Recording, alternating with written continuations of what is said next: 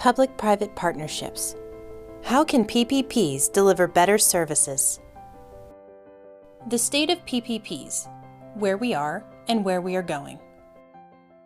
Hi, my name is Diane Rudo, and I'm one of the authors of this course. To conclude the course, we wanted to circle back with one of our speakers, Tony Gomez-Ibanez, who spoke to you in the first week on motivations of doing PPPs and on the value of efficiency gains.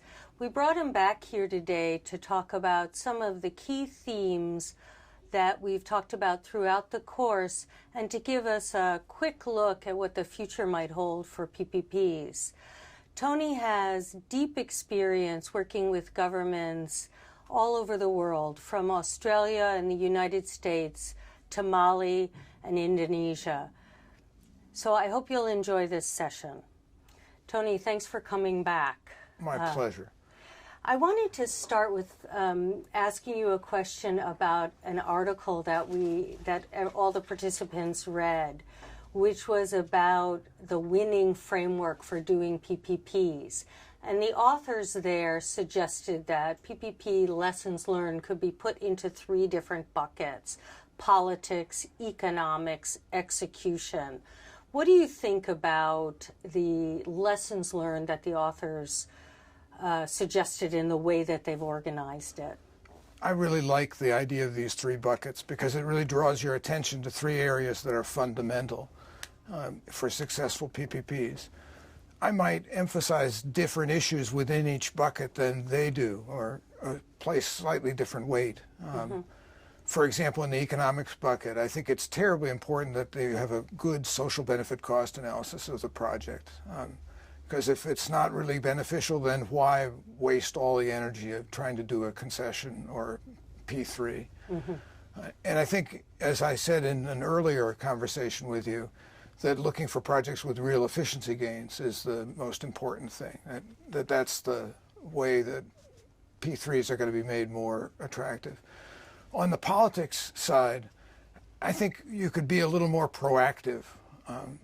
That you don't want to wait for your opponents to define the issue and then try and catch up. And I hate the idea of political will, because that term makes it sound as if it's something you either have or don't have, when the reality is you gain that by clever thinking in thousands of community meetings. On the institutional, I think I would stress to have a system of governance of the P3s that is as simple as you can get away with. And where possible, I think the concession contract has a lot of advantages and deserves consideration. Now, I wanted to ask you further about the concession contract. You had mentioned that in earlier conversations we had that concession contracts, in your view, were a appropriate form of regulation. Can you talk a little bit more about how your views on that? Well, concession contracts are a brilliant idea because they're simple, fair, and transparent when they're done correctly, right? They're transparent because the contract describes all the obligations of the enterprise to the state and the state to the enterprise. They're fair if they're competitively bid, so that you know the terms that you're getting are reasonable. And if they're done periodically, right, every 10 or 20 years, right, then you know that the terms are up to date. The real Achilles heel of the concession contract, however, is what we call the incomplete contract. That is a contract that fails to foresee some important eventuality that makes the concession unworkable, either for the concessionaire or the government or both, and provide a contingency for that, an appropriate contingency for that eventuality. So the concessionaire's costs may go through the roofs unexpectedly and leave them close to bankruptcy, or the government will decide that it's not the services that it had originally contracted for that it wants, but something different.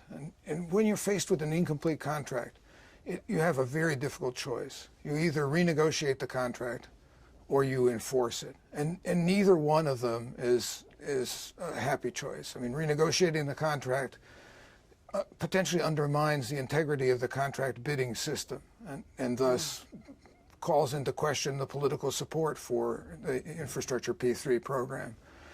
Whereas enforcing the contract may force you to live with inadequate services or force the firm into bankruptcy and require a transition that is often awkward. So I think concession contracts are terrific where you can try and be sure that you've got a reasonably good chance of having a complete contract. And those tend to work in projects that are kind of standalone projects without a lot of interfaces to facilities or sources or whatever that are not under the concessionaire's control. They tend to be where you have a stable political and economic environment so you can predict the future more readily. And a short contract is desirable, but not so short that you lose the life cycle advantage of a P3. So I think anything beyond 20 years is problematic to me. And if there's a major investment, that at least 10 years would be the right term of the contract. That's really interesting, because one of the things that I noticed when I was putting together this course was that so many countries have been plugging away at trying to do PPPs. In some cases, they've had various failures, but yet they continue to try to use this technique in order to develop infrastructure. Why do you think that is? Well, I think there are two basic reasons, right? One is infrastructure is super important. Everybody realizes the economic development of the world, and so it's worth trying hard to get infrastructure right. And the second problem is that traditional public procurement has been a disappointment in many cases, with projects delivered late, over budget, and often without the kind of maintenance security that a concession contract, the assurance that maintenance will be done. I think the good news is that we're learning how to do it better, right? Or we make new mistakes every time. We don't make the same old mistakes. And so you see, for example, in the case of demand risk and toll roads, evolution from simple risk assignment to the concessionaire to availability payments to least present value bids. We're evolving as we learn about how to do this better. What are the key topics or the current themes or conversations that are happening now in the PPP world that we have to look forward to learning about over the next few years? That's a hard question because there are a lot of different things you could answer, but one of the issues that is most interesting to me at the moment is what happens at the end of the life of the concession. In many countries, ranging from Australia to Mexico, you have concession contracts that were written 20, 30 years ago and which are about to expire. And the interesting question is, how do we modify them before they expire, or do we let them expire? Because often there are pressures to modify them before they expire. In the case of toll roads, for example, you may want to widen the toll road and have not foreseen it, or you may want to link to another feeder road that you didn't foresee. Do we try and find some reasonable and fair way to negotiate for the concessionaire to do that, or do we have to wait until the concession ends before we can fix those problems? Tony, thank you very much for your time today. It's really been great to have the benefit of your experience and your thinking on PPP themes and what the PPP world will look like going forward. Well, thank you for inviting me.